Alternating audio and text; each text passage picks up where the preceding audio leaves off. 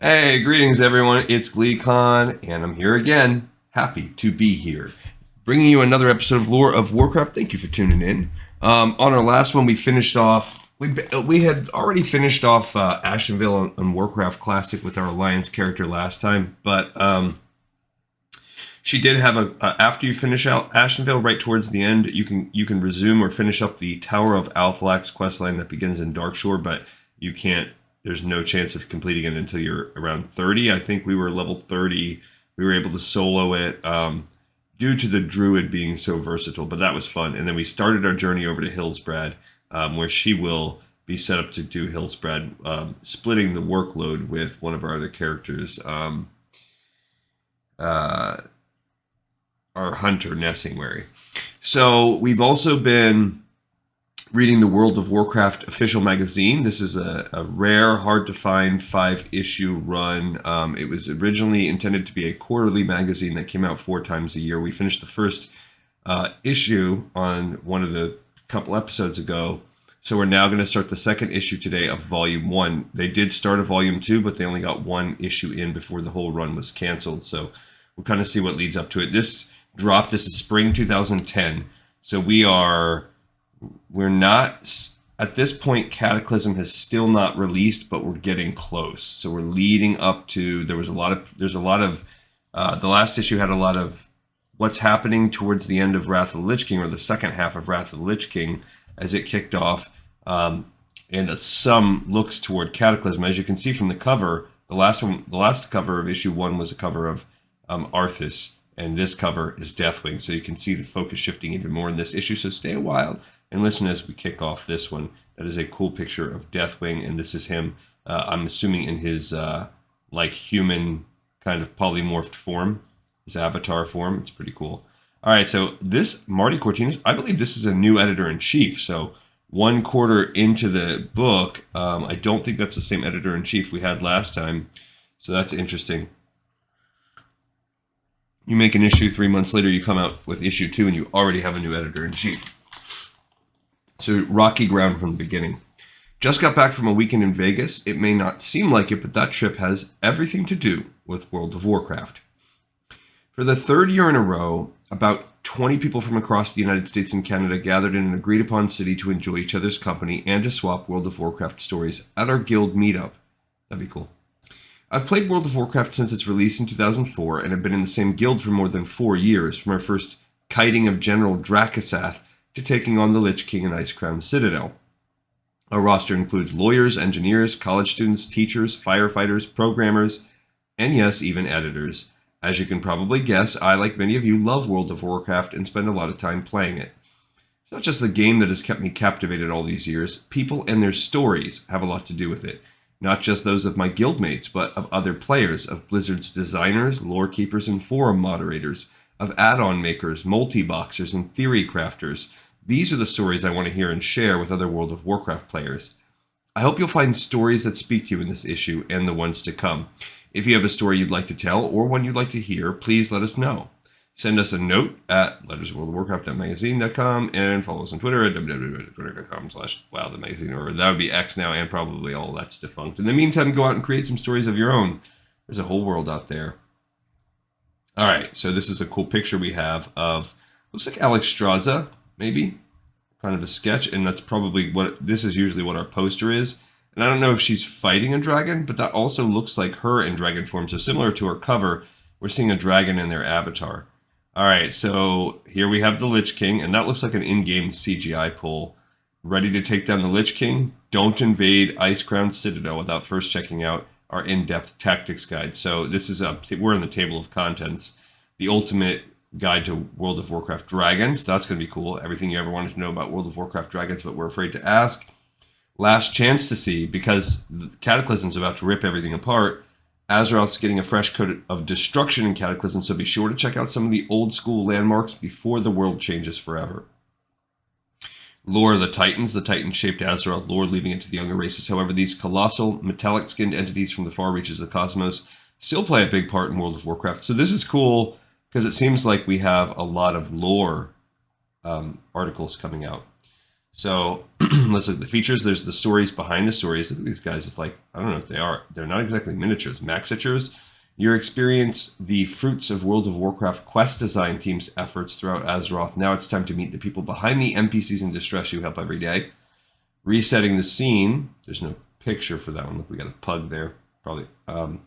Cataclysm's going to rock World of Warcraft, and here's the hard evidence. See Azeroth as no one has seen it before. Look at these. These are cool. I don't even know what they're for.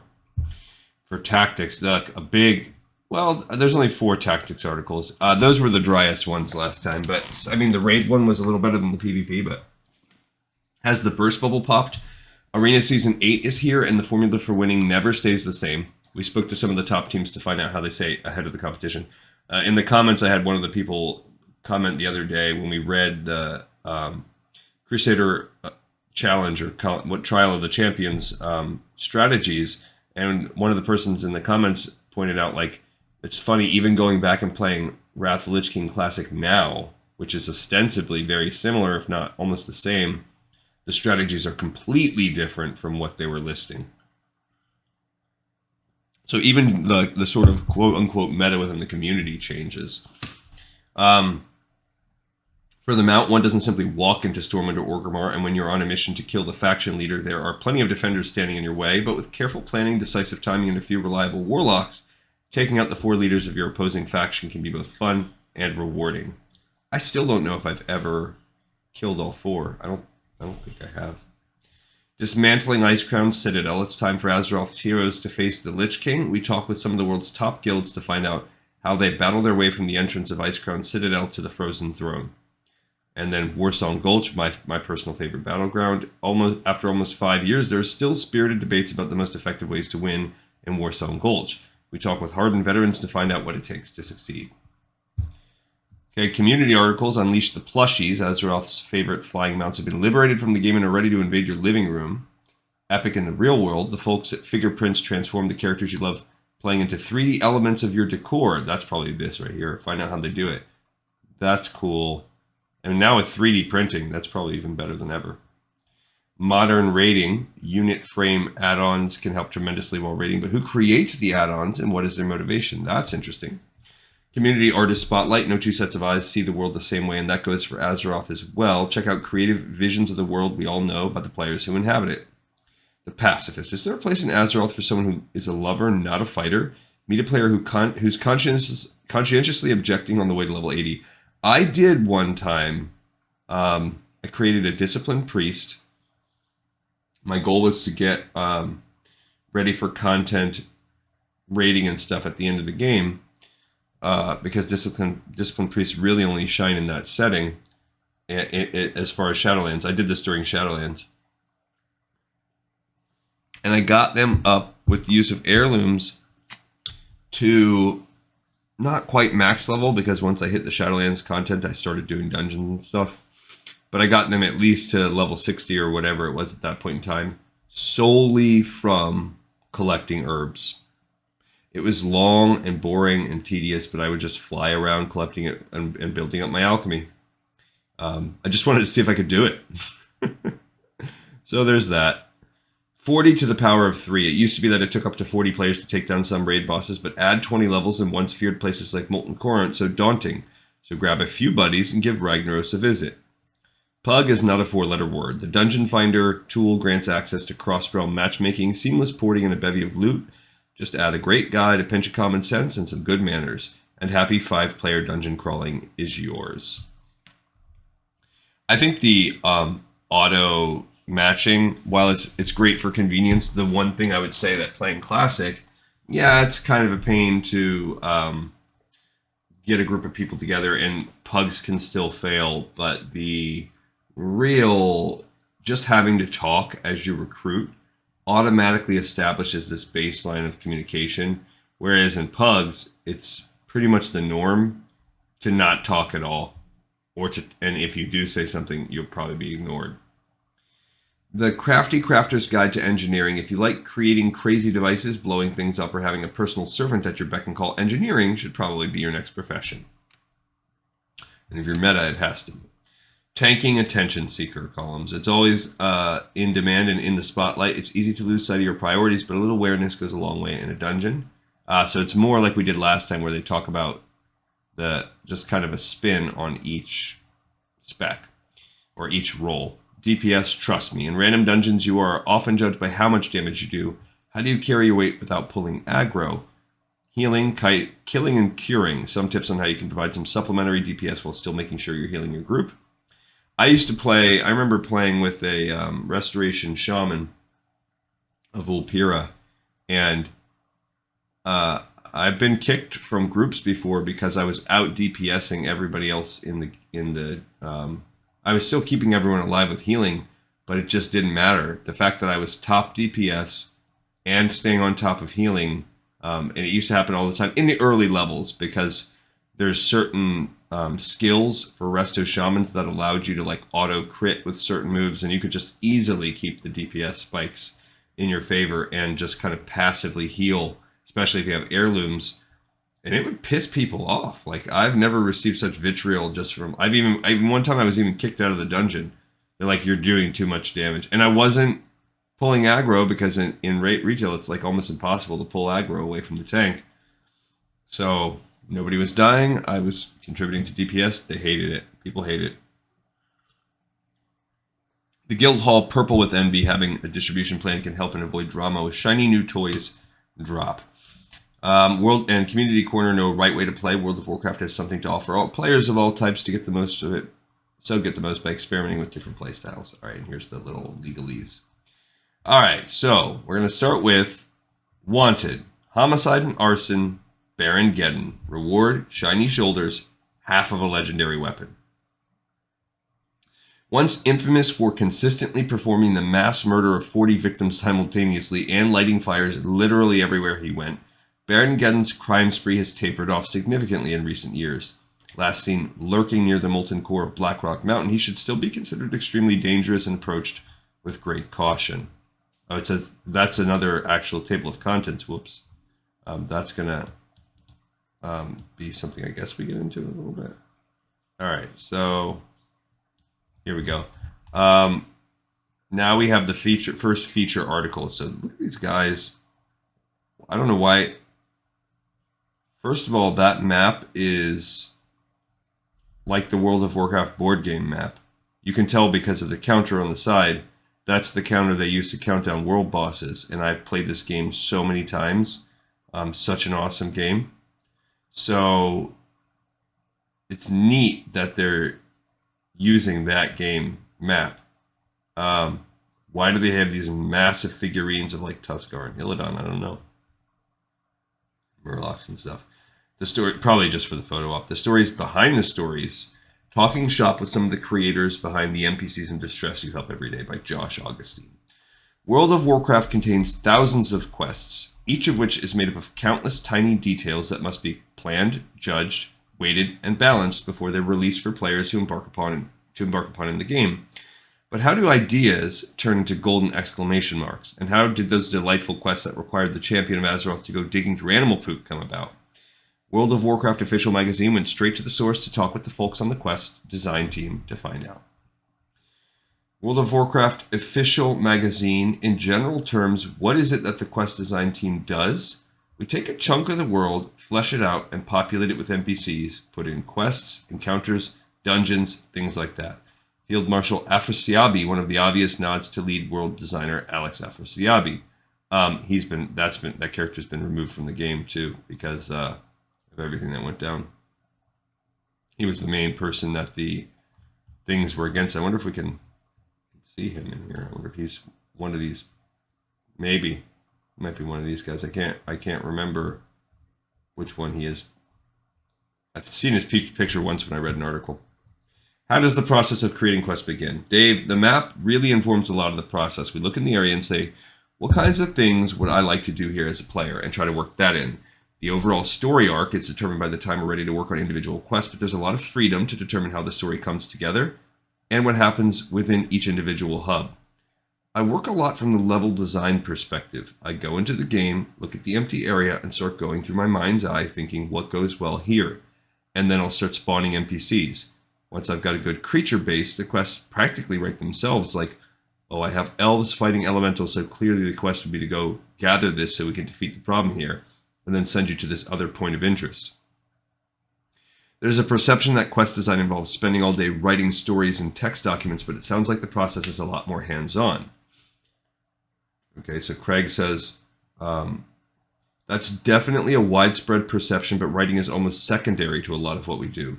Eric, yeah, at this point, quest designers work on just about everything you see in the outdoor world except the terrain and the itemization, the loot, and whatnot. Dave, quest design involves everything from dressing, naming, and placing the NPCs, performing all their actions, and doing the same for all the monsters in the zone. We're involved in figuring out all the quest mechanics, all the spells and special abilities the player will have as part of that quest, and any of the quest items the player will have, including what they look like and what they do. We spend a lot of time actually in the engine building this stuff and testing it out. I say about 5% of our time is spent writing. It's like the icing on top of the cake you just made. Greg, we realize that some players don't read a lot of the quest text, so we tell a lot of our stories by enacting things with visuals, and we try to communicate what's occurring in an event without people having to read a lot. Rather than explain things through writing, we try to show things through gameplay. For example, in Gilneas, part of the theme is that the Worgen are losing their land, and we show that to you not only by throwing a big chunk of Gilneas into the ocean, but also by using phasing to show the Forsaken taking over more and more of the land and city. There's definitely some writing, but it's secondary storytelling through gameplay is primary. This is the notorious Alex Afrasiabi, Steve Burke, that name sounds familiar. Dave Kosak, these two are game designers, I don't know. Craig Amai, associate. Luis Barriga, senior, so he's like, I guess, the number 2. And Eric Malouf is one of the. So we've got the lead, number 2, then we've got 3 mains, and then this is the new guy.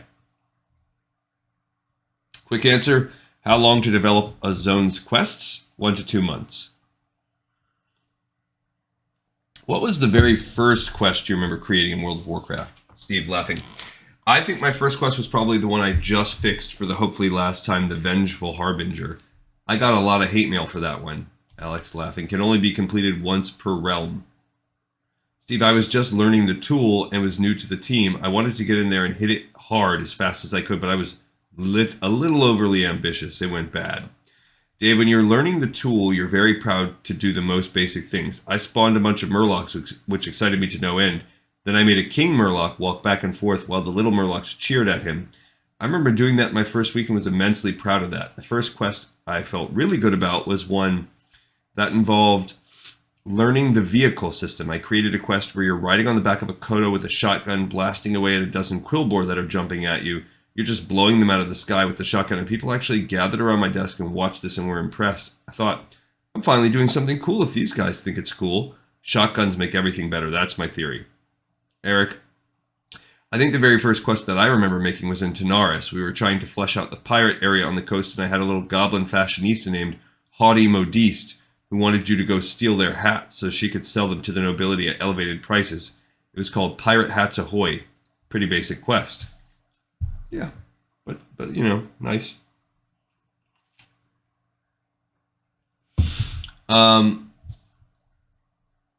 Craig, I came in during early Northrend. The first area I worked on was in Northern Dragonblight, a random little goblin hub in the middle of nowhere. I remember those quests.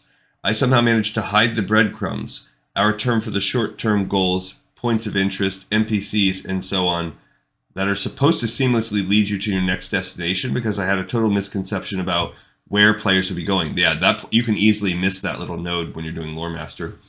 But you start with really basic stuff and you're so immensely proud of it. I think that the memorable quests I have are the ones that most players will never see, like the completion event, where a little flying machine takes off and gets shot down by a harpy. I made a king this is where they talked about the goblin thing. My first quest was a pretty non-memorable one in Silithus, Noggle's Lost Satchel. A goblin girl tells you her brother is sick and she needs to make an antidote for him. The quest target is a backpack. And you have to avoid an elite mob wandering around the area and grab it. I remember that. I remember doing that quest back in the day. I remember my first quest vividly. It was Bingle's Blastenheimer quest, where you have to find his tools in Loch Modan, called Bingle's Missing Supplies. Started with some breadcrumbs from Ironforge. Yeah, there's not like a ton. That's a short quest line. Is there a lot of cooperation when working on bigger quests, or is pretty much divide and conquer? Eric, it depends. There are zones where we work solo, and then there are larger zones where there'll be a few, sometimes all of us working together. Dave, we tend to sit pretty close to each other, so a lot of the times when we're tinkering away on something, someone will look over our shoulder and we'll give each other ideas or feed each other text.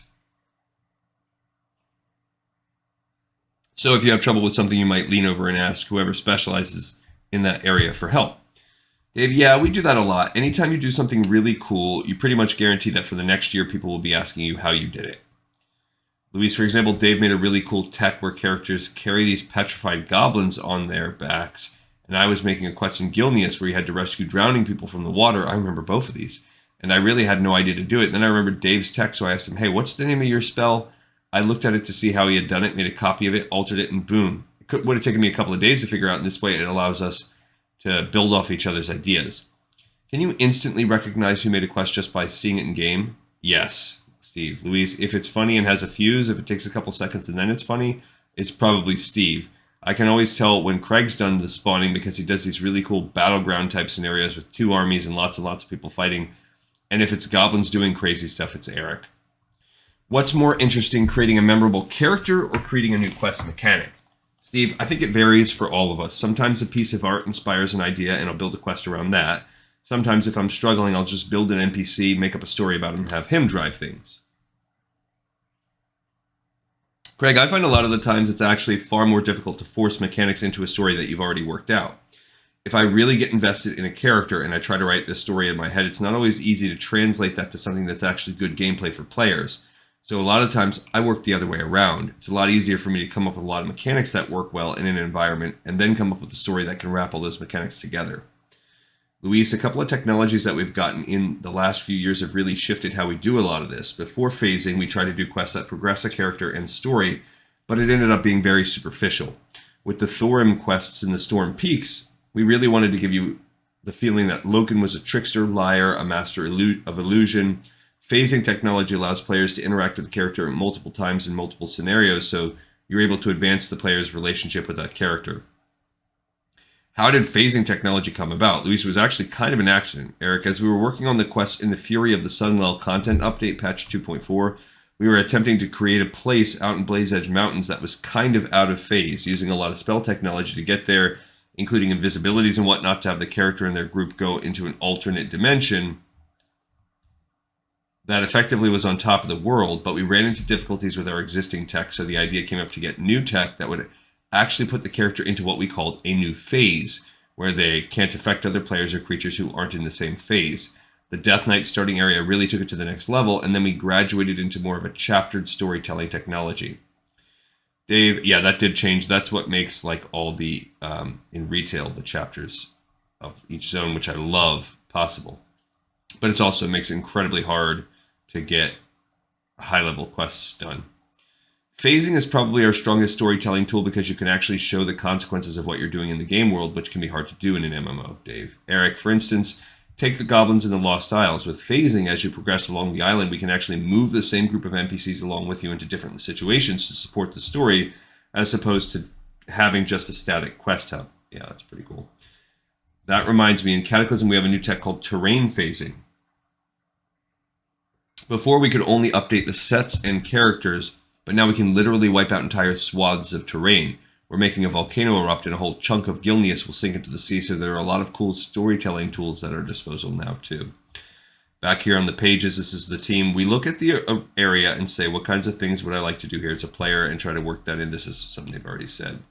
The overall story arc is determined by the time we're ready to work on individual quests, but there's a lot of freedom to determine how the story comes together and what happens with individual hub. I don't even think this is real. This is just like a photo op, I think. There are zones where we work solo, and then there are larger zones where there'll be few, sometimes all of us working together. Anatomy of a quest. The quest creation team harnesses powerful tools in order to bring to life. This is the Barons being split.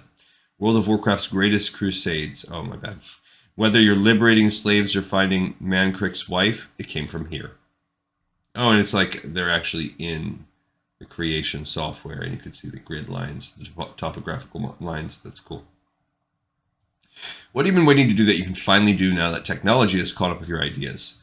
Alex, without going into too many specifics, that realization definitely came when we started working on the new Orgrimmar. There were lots of storytelling opportunities that we delved into there, but terrain phasing requires a lot of high-level planning ahead of time because we're potentially changing the entire play space. We need the exterior designers to work on it as well.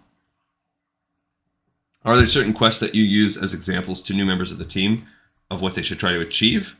Luis, we do the opposite. We show them the quests that we've learned a lot from, our infamous quests. The quest I get the most grief for is Fires Over Skedis.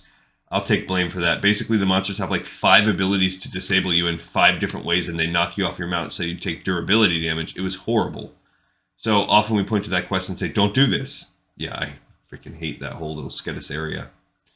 Phasing is a powerful tool for storytelling in World of Warcraft. It allows the quest creation team to make dramatic changes to the environment, showing players the consequences of their actions. So it's got like an empty... This looks like maybe Hala. Yeah. In Cataclysm, we have a new tech called terrain phasing before we can only update sets. Yeah, we already read that. Any other examples? Steve laughing. Yeah, I think I've got one or two. The Alchemist's Apprentice and Argent Crusade Daily and Zuldrak. I've taken some heat on that one. That was where you're getting those ingredients off the shelf and putting them in a pot.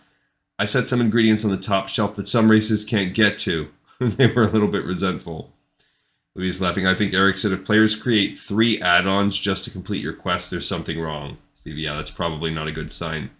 Louise, we've learned that sometimes, even if the end result is actually pretty positive, overly complicated things aren't really worth it in terms of bang for the buck.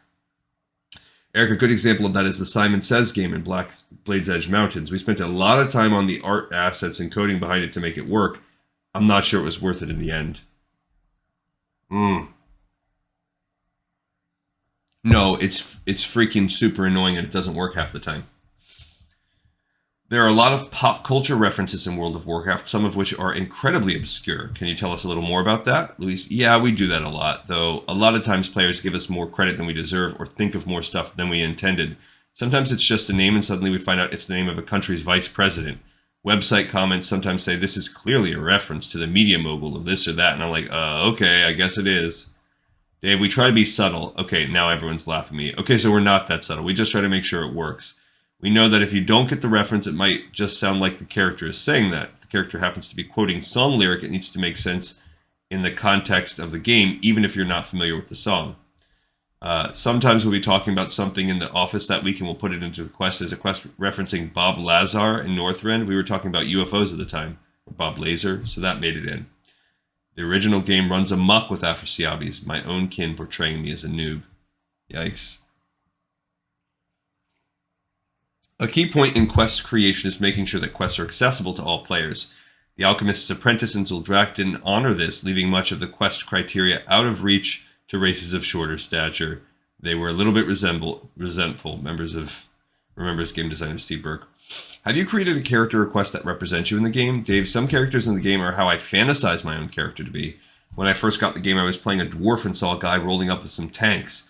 I said, that's what I want to do. I want to drive the tanks. Well, nowadays, players actually can drive tanks with the vehicle system, so I try to create characters that are my dream characters at the time.